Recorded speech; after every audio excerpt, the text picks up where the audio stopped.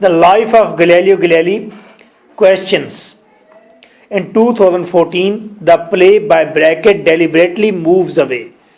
Bracket ने जो play पेश किया है गैलीलियो गैलीली, ऐसा लगता है जानबूझकर वो दूर हो गया है किससे? From being a slice of life, जिंदगी के एक ओरिजिनल पोर्शन से।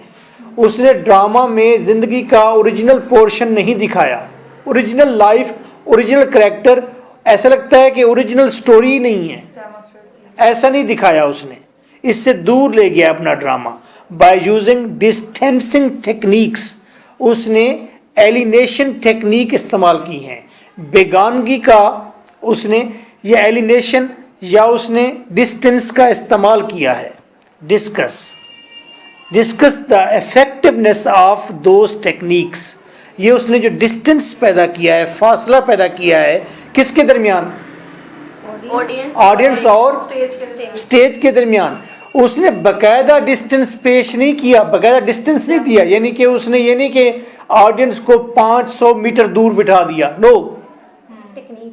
टेक्निक इस तरह की इस्तेमाल की कि अगर स्टेज के ऊपर भी कैरेक्टर, स्टेज के ऊपर भी अगर ऑडियंस को बिठा दें, देन भी उसे लगता है कि ये ओरिजिनल नहीं है कैरेक्टर, ये स्टोरी ओरिजिनल नहीं है, डिस्टेंस होता है। Okay, next question. In 2010 right a note on epic theatre. Epic theatre पर नोट लिखें।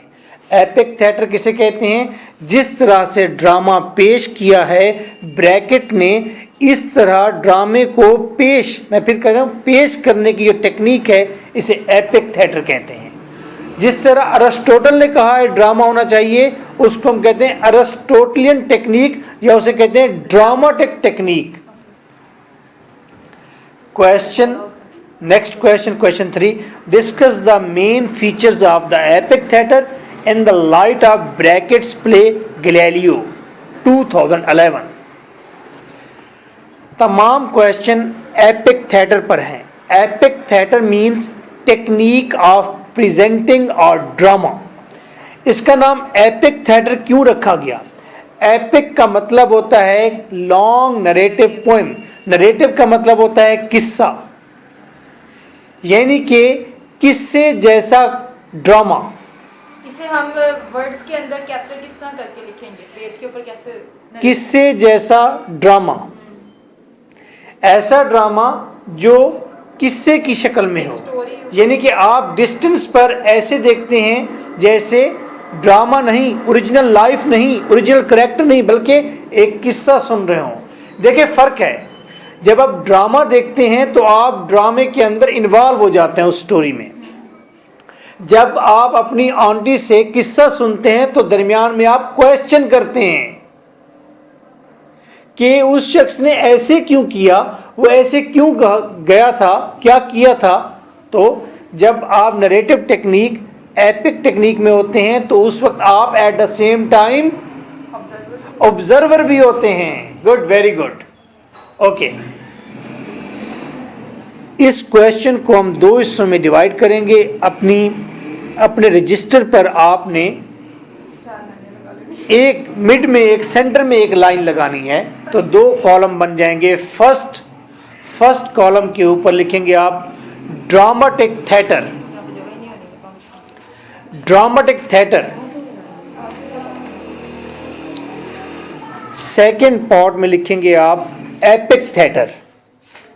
अब हम देखेंगे ड्रामाटिक थिएटर में क्या होता है, एपिक थिएटर में क्या होता है। ड्रामाटिक थिएटर के नीचे आप लिख लीजिए पीटीवी के ड्रामास, साथ आप लिख लें अरिस्टोटलियन टेक्निक। पीटीवी के साथ ही? हाँ जी, सबसे ऊपर आपने टाइटल दिया ड्रामाटिक थिएटर, नीचे आपने लिखा ड्रामाज ऑफ पीटीवी, फिर आपने लिखा अरिस्टोटलियन टेक्निक। एपिक थिएटर जहां लिखा है उसके नीचे आप लिखेंगे इंडियन ड्रामाज और नीचे लिखें ब्रैक्टियन टेक्निक। अब आपको क्लियर हो गया, जब आपने इस क्वेश्चन को सॉल्व करना है जहन में दो बातें रखनी है। कि पीटीवी के पुराने ड्रामाज अरिस्टोटलियन टेक्निक पर थे। ओरिजिनल बेस थे।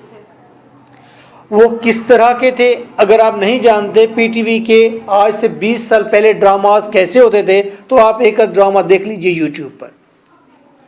दूसरी तरफ आप एपिक थिएटर को जब जहन में रखेंगे तो आप इंडियन ड्रामाज जहन में रखेंगे, वो किस तरह होते हैं। आइए पॉइंट 1 स्टार्ट करते हैं। अब आपको ये पता चल गया कि ड्रामेटिक थिएटर क्या है। जो अरिस्टोटल ने बताया कि ड्रामा इस तरह पेश किया जाए, ये वो है, पुराना तरीकाकार ये है। क्लियर है सना? जी सर। 1 प्लॉट लिखें, ड्रामेटिक थिएटर के नीचे लिखिए प्लॉट। ड्रामेटिक थिएटर में प्लॉट वेल निटेड होता है, बिगिनिंग मिडिल एंड होता है, लिविंग ऑर्गेनिज्म की तरह होता है। उसमें आपस में जुड़े होते हैं तमाम इवेंट्स। प्लॉट के आगे आप लिख सकते हैं वेल निटेड। सामने आइए, एपिक थिएटर के नीचे इसी 1 पॉइंट को लिखेंगे आप नरेटिव। प्लॉट नरेटिव होता है। साथ आप लिखें कॉमा देकर एपिसोडिक, साथ लिखें फ्रेगमेंटेशन, चैप्टर्स की सूरत में होता है। कोशिश होती है राइटर की कि हर एक चैप्टर, हर एक एपिसोड वो थोड़ा कंप्लीट हो, उसको देखने का पूरा मजा आ जाए, क्योंकि एंजॉय करना है प्रोसेस को, ना कि एंड को। फ्रेगमेंटेशन, फ्रेगमेंटेशन से क्या चीज जन्म लेगी? किस्सा। किस्सा से क्या चीज जन्म लेगी? आप अच्छे ऑब्जर्वर बनेंगे, सस्पेंस भी आएगा। ओके। पॉइंट 2, पैराग्राफ नंबर 2 यानी कि आपका एग्जाम में implicates the Spectator in stage situation. Implicate का मतलब अब्सॉर्ब कर देना, डूब जाना। स्पेक्टेटर ऑडियंस, वो स्टेज में जो सिचुएशन होती है उसमें डूब जाते हैं। मैंने एक शख्स को देखा, साइकिल पर एक टांग उसकी डंडे पर थी, एक नीचे मुंह उसका खुला हुआ था और टीवी देख रहा था, एक मूवी देख रहा था। मैं काफी देर उसे देखता रहा, आज से 20 साल पहले, जब मुझे पता ही नहीं था कि ये ड्रामास क्या होते हैं। यानी कि वो उस मूवी के अंदर इन्वॉल्व हो चुका था, डूब गया था उसमें, ओके। क्योंकि वो मूवी थी अरिस्टोटलियन टेक्निक पर, ड्रामेटिक टेक्निक पर, वो उसमें डूब गया था स्टेज के अंदर। जबकि एपिक थिएटर के नीचे यही पॉइंट बनेगा, यानी कि पैराग्राफ का दूसरा हिस्सा बनेगा आपका, turns the Spectator into an observer. Epic theatre में ड्रामा को इस टेक्निक से, इस तरह से पेश करना होता है कि स्पेक्टेटर ऑब्जर्वर बन जाए, वो तज्जिया करे कि what is right, what is wrong, और क्या होना चाहिए था, कैरेक्टर ने क्या गलती कर दी है, वो ऑब्जर्वर होता है। Third paragraph, wears down his capacity for action. His यानी कि स्पेक्टेटर, ड्रामेटिक थिएटर में बैठा हुआ स्पेक्टेटर डिस्करेज होता है, उसमें एक्शन करना, कुछ करने का अमल वो फ्यूज हो जाता है, कम हो जाता है, एक्शन उसके अंदर करने की जुर्रत नहीं रहती, वो रोकर घर आ जाता है, कथारसिस हो जाता है, कथारसिस करता है, रोता है, थक जाता है, वापस आता है, एक्शन नहीं आता उसमें। एपिक थिएटर में क्या होता है? अरोजेस हिज कैपेसिटी फॉर एक्शन, कि ये ड्रामा देखकर उसके अंदर कुछ करने की ख्वाहिश पैदा होती है, स्टिमुलेट कर देते हैं उसे, कुछ करें, एक्शन। पैराग्राफ 4 किस तरह बनाएंगे? Provides him with sensations. Dramatic theatre में सेंटिमेंट्स होते हैं, जज्बात होते हैं, इंसान रोता है, जबकि एपिक थिएटर में forces him to take decision, वो फैसले करता है, डिसीजन लेने की ताकत आती है उसमें। 5 सजेशन, ड्रामेटिक थिएटर में उसे मॉरल नसीहत देकर घर भेजा जाता है कि फेट इज ऑलमाइटी, फेट ताकतवर है, जो मर्जी आपसे करा ले, जैसे कि इडिपस में थी सजेशन थी। हाँ, सजेशन थी, कुछ सजेशन भी हो सकती है, कोई भी हो सकती है सजेशन। सजेशन में मोरल भी आ सकता है ना, कि सजेस्ट कर देते हैं ऐसा ही है, मॉरल है आपका, कोई ना कोई आपको मॉरल देकर घर भेजा जाता है। अच्छा। जबकि एपिक थिएटर में आर्गुमेंट होते हैं, आप आर्गू करते हैं, गुफ्तगू करते हैं कि ऐसा नहीं, ऐसा होना चाहिए। 6th paragraph, the Spectator is in the thick of it. Spectator drama के अंदर डूब जाता है, उसके मिड में आ जाता है और ड्रामा का हिस्सा बन जाता है। शेयर्स द एक्सपीरियंस, करेक्टर अगर सैड है वो भी सैड हो जाता है, करेक्टर अगर हैप्पी है वो भी हैप्पी हो जाता है, करेक्टर के अंदर अगर कोई डिजायर है तो उसके अंदर वैसी डिजायर हो जाती है। इसी पैराग्राफ का दूसरा हिस्सा बनेगा एपिक थिएटर के सेंस में, आप लिखेंगे the Spectator stands outside. Spectator वो ड्रामा से बाहर रहता है, आउटसाइड डिस्टेंस पर रहता है। स्टैंड्स फॉर, ये आउटसाइड का लफ्ज किस लिए है? Stands for distance. स्पेक्टेटर वो आउटसाइड रहता है, स्टडीज यानी कि ऑब्जर्व करता है वो बाहर रहकर। देखिए यहां पर आउटसाइड डिस्टेंस के लिए है। डिस्टेंस कैसे पैदा करेगा राइटर? आप साथ लिखेंगे फॉर डिस्टेंस। आप कहीं और जगह पर लिख लें जहां आपके पास स्पेस है, बाद में आप इसे एडजस्ट कर लीजिएगा या लिखते जाइए। फॉर डिस्टेंस और एलिनेशन इफेक्ट, इसी डिस्टेंस को एलिनेशन इफेक्ट भी कहते हैं, फॉर डिस्टेंस और एलिनेशन इफेक्ट। राइटर किस तरह की टेक्निक इस्तेमाल करता है एलिनेशन इफेक्ट के लिए, डिस्टेंस पैदा करने के लिए स्पेक्टेटर्स और ड्रामा की स्टेज के दरमियान? कैसे करता है? नॉन रियलिस्टिक सीनिक डिजाइन करता है। उसने जो सीन ड्रामा की स्टेज पर डेवलप किए हैं, कंस्ट्रक्ट किए हैं, वो नॉन रियलिस्टिक नजर आते हैं, ओरिजिनल नजर नहीं आते,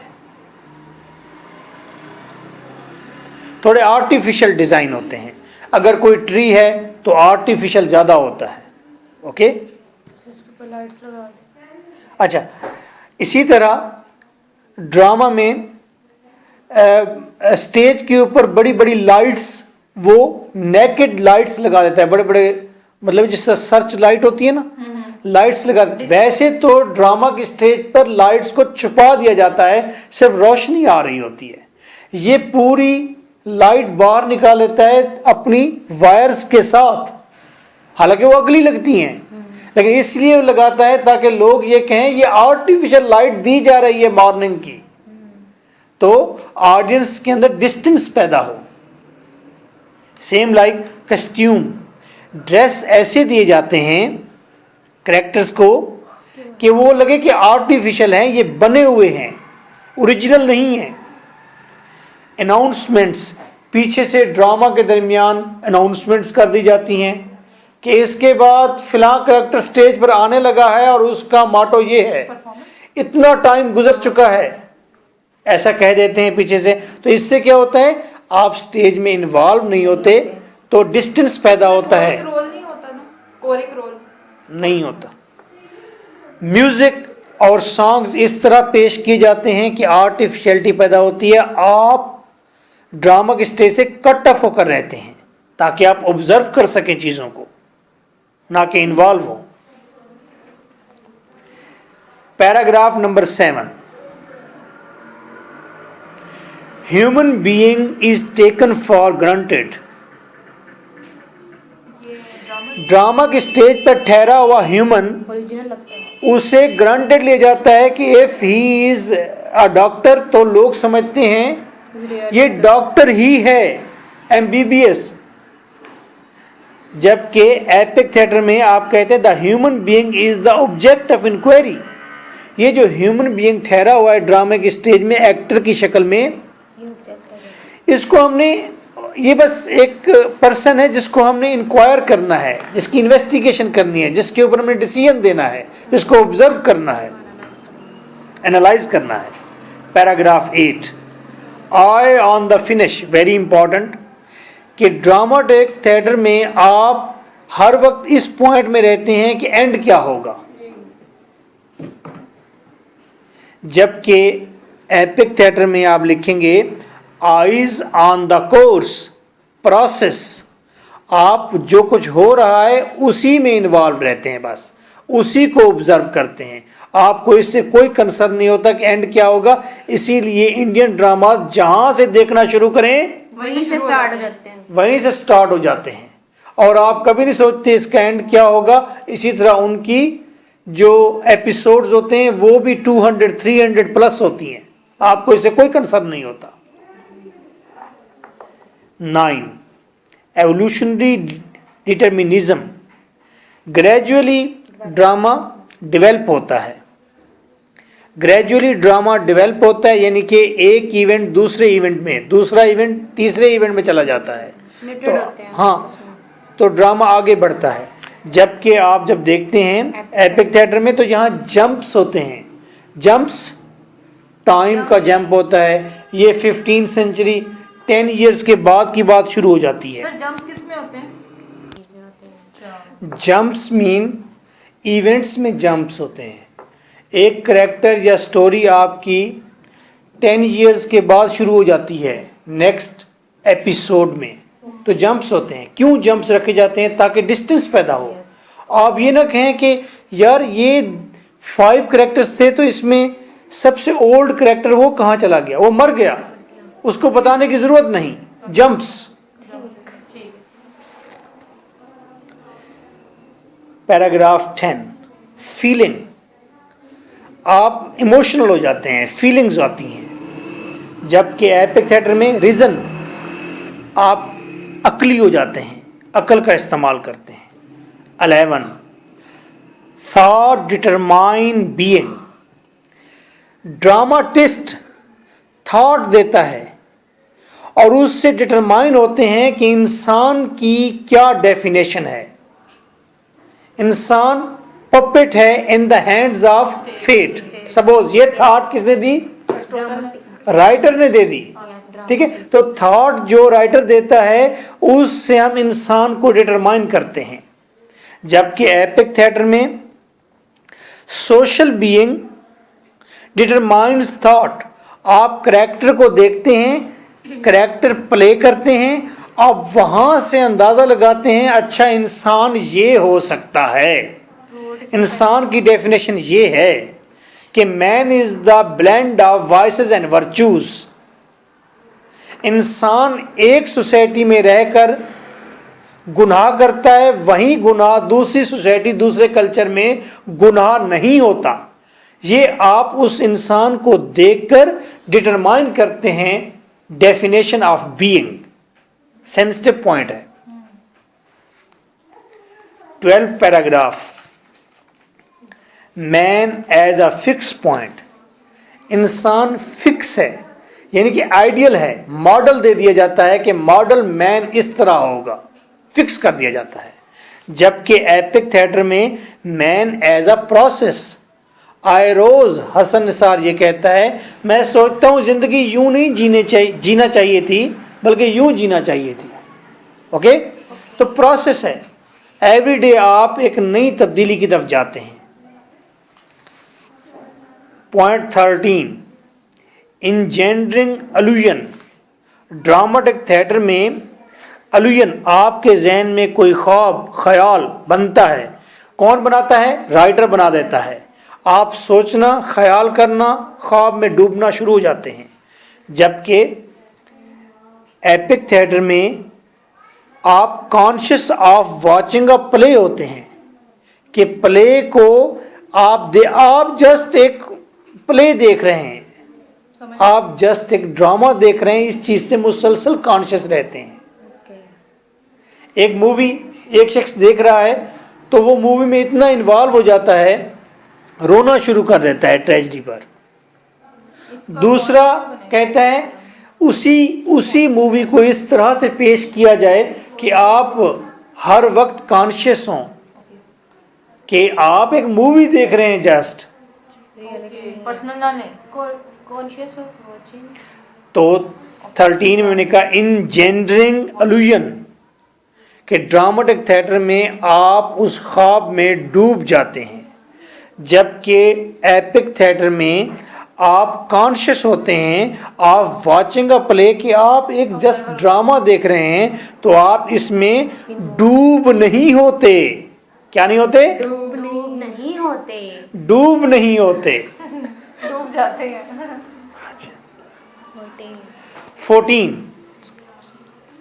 actors to perform their character. वो तो मैंने करना ही करना। एक्टर्स अपने करेक्टर को परफॉर्म करते हैं। अगर एक डॉक्टर है तो इस तरह से वो परफॉर्म करता है अपना करेक्टर जैसे वो रियल डॉक्टर हो। और कई दफा ऐसा होता है कि ड्रामा खत्म हो जाता है, लोग उसको उसी नाम से जानते हैं। ओके और करेक्टर ये फील करता रहता है कि मैं वाकई वही डॉक्टर ही हूं अभी। तो इस कदर डूब कर एक्टिंग की जाती है, तो ये इंतहाई खतरनाक है। ओके जबकि एपिक थिएटर में क्या होता है? Actors perform their character without convincing. Actor perform करते हैं अपना करेक्टर, लेकिन ऑडियंस को कन्विंस नहीं करते कि हम डॉक्टर ही हैं। सोचने पे मजबूर हो जाएं कि वाकई ये डॉक्टर है कि नहीं। वो कन्विंस ही नहीं करते कि ये डॉक्टर हैं। वो डॉक्टर का लिबादा तो पहन कर ठहरा हुआ है, लेकिन अपने एटीट्यूड से शायद डॉक्टर लगता नहीं है। तो लोग कहते हैं अच्छा ये बना हुआ है डॉक्टर। देखो इंडियन ड्रामाज में जब आपको दिखाते हैं सास, होती है 22 साल की लड़की। हाँ डेफिनेटली वो 22 इयर्स की लड़की के बाल वाइट करके उसे सामने, तो वो एक्टर अपने करेक्टर को डेमोन्स्ट्रेट करता है, परफॉर्म नहीं करता, डेमोन्स्ट्रेट करता है। Very important point. तो यहां हम कहेंगे they demonstrate their character. Epic theatre में दे डेमोन्स्ट्रेट देयर करेक्टर, वो जस्ट करेक्टर बनकर सामने ठहरे होते हैं। इससे फायदा क्या होता है? इन्वॉल्व नहीं होते, आप इन्वॉल्व नहीं होते, डिस्टेंस रहता। आप डिस्टेंस में रहते हैं, आप ऑब्जर्व करते हैं, आप मैटर देखते हैं, सोचते हैं, डिसीजन लेते हैं। There is not something going to be original. Yes आप ये नहीं समझते ये ओरिजिनल है, क्योंकि वो करेक्टर लग ही नहीं रहा ओरिजिनल, प्रिटेंड कर रहा है। प्रिटेंड कर रहा है। गुड। तो ये डिस्टेंस है। इस तरह से डिस्टेंस राइटर डिस्टेंस की टेक्निक यूज करता है। नहीं अब की बुक्स में जो की बुक्स में जो क्वेश्चंस हैं वो थिक हैं, इंटरनेट से डाउनलोडेड हैं, वो याद ही नहीं कर सकते आप। आपको चीजें समझनी चाहिए। जी। So nice of you. क्या भी दें। So nice of you. This is lecture